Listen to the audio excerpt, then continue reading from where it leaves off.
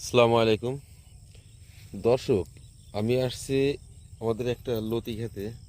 তো এই জমিতে এত পরিমাণ লতি হয়েছে যে দেখেন, এটা আইলের পাশে অল্প একটু পরিষ্কার করছে, শুধু ভেতরে পরিষ্কার করার মতো কোনো পরিবেশ নাই। দেখেন অনেক আগাছা ঘাস জমে আছে, কিন্তু এর ভিতরে যাবে কি করে? এই দেখেন এই পরিমাণ লতি, এত পরিমাণ লতি হয়েছে যে এর ভিতরে যাওয়ার কোনো পরিবেশ নাই।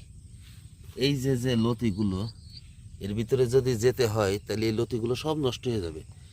এই জন্য আগাছাগুলো পরিষ্কার করতে পারে নাই। মানে এত পরিমাণ লতি, কিন্তু আগাছার জন্য ভালোভাবে দেখা যাচ্ছে না। তো শুধু এক জায়গায় তা না, এত পরিমাণ লতি, এই যে এত পরিমাণ লতি, আগাছা আর লতি, কোনটা আগাছা কোনটা বোঝাই যাচ্ছে না।